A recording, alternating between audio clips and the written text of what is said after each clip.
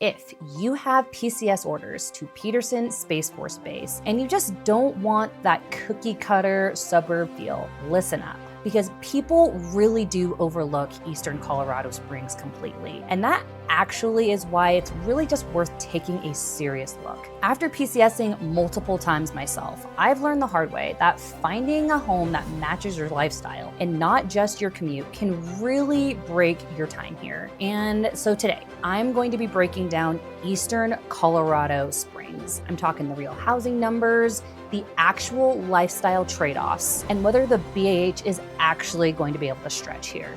So let's get into it. I'm Christy Terrell with Pink Realty, and my goal is to always find the spot that fits how you and your family are actually going to live here, and not just what looks good on paper. And here's something most people don't actually realize. When you say like Eastern Colorado Springs, it's not actually on the eastern edge of the city anymore. With how much this area has just grown, it's actually more central. And that matters more than you think when it comes to your daily life here. So my personal favorites in this corridor are going to be the Vista Grande, Garden Ranch, Palmer Park, and Austin Estates.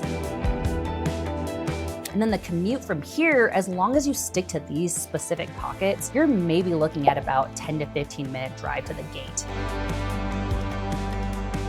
So let's dig into what you're actually going to be paying here, because the numbers are going to have a surprising catch. This is one of the most affordable areas in Colorado Springs, but I need to give you that like full picture before you make any sort of major decision about living in this area. As far as renting goes, most apartments here are on just like the older side, but they are just going to be extremely accessible. You're looking at about $1,100 to $1,600 for like a 1 or 2 bedroom. And if you're wanting to rent like a 3-bedroom house, that's going to run you about $2,000 to like $2,500 a month. For most of my E5s with dependents at Peterson, that like 3-bedroom rental is going to land you right around your BAH sweet spot. So meaning you're really not going to have to pay anything out of pocket here. And so then for my like O3s and above, that's where purchasing near like that $350K like sweet spot really just starts to make sense. So if you're looking at buying, the medium home prices, even for townhomes and single family homes, are going to be sitting around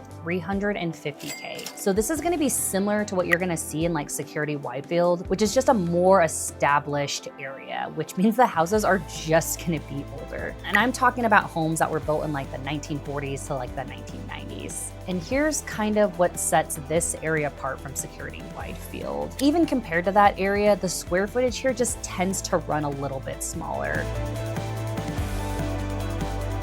So in general, you will be paying a similar price for what you would be paying in Security Widefield, but you are just going to be getting less house, and that's just the honest truth. Because of that history, there are no HOAs. So if you are looking for like that brand new, out of the box kind of feeling, this area really isn't going to be the place for you. The upside, you have total freedom of what you can do with your property. The downside is so will your neighbors.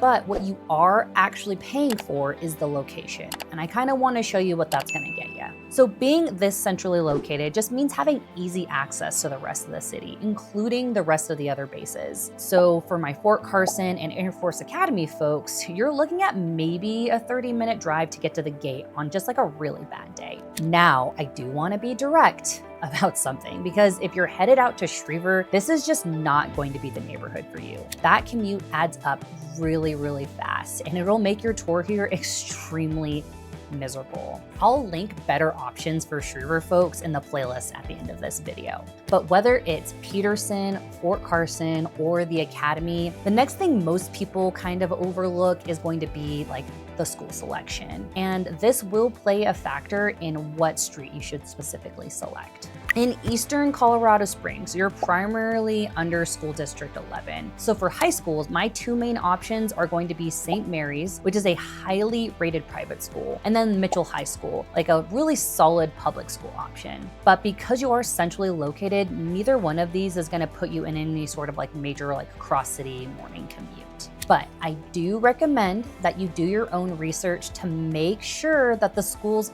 fit your kids' needs. I can tell you what I've specifically found online, but you're just gonna know your family. And if none of the local options kind of feel right for you, Colorado does have the school choice program. So that means you're just not locked into like the neighborhood school, which is really just gonna give you a lot of flexibility when you're PCSing. So let me be straight with you. Eastern Colorado Springs is performing on par with the rest of the city as far as crime rates go. The newer areas to the north are typically going to score better, or at least like it's just like perceived to be better. There is also a widespread misconception that Colorado Springs is like a dangerous city overall. Please don't let that like narrative kind of spook you away. You're not just getting like mugged on the streets or like having your car consistently broken into. But with that said, just make sure to pull the crime maps, drive the area at different times of the day, and I will warn you that the closer you get to downtown, there is just going to be more foot traffic. In comparison to like if you push like eastward to like Peterson, it's just gonna get a little bit quieter there. But now that we've covered the honest picture, let me tell you what really makes this area stand out. So the biggest advantage here is the access, and really it's real here. In my opinion, this area is for like a younger couple that actually wants to live in Colorado and not just commute through it. Park is going to be right in your backyard. You have Red Rock Canyon and Garden of the Gods are both going to be like really easy short commutes to the west. So your main daily shopping vein is going to be Academy Boulevard. I would like to say that it's kind of just like an older version of like Powers, but it does have two very distinct perks. So in my opinion, it's really just gonna have a better selection of like mom and pop restaurants, while also just being super close to the Asian Pacific market. I will say that this store isn't as good as some of the ones that you will find in California, but it's probably one of the better ones I have seen outside of that state. And as someone who is half Filipino, a good Asian market is super important to me. But I think the biggest perk is just being super close to the downtown area. It's gonna be about a 10 to 15 minute drive like tops. In my opinion, it does have some of the best restaurants and boutiques in town, and the local scene is just extremely relaxing. So really just a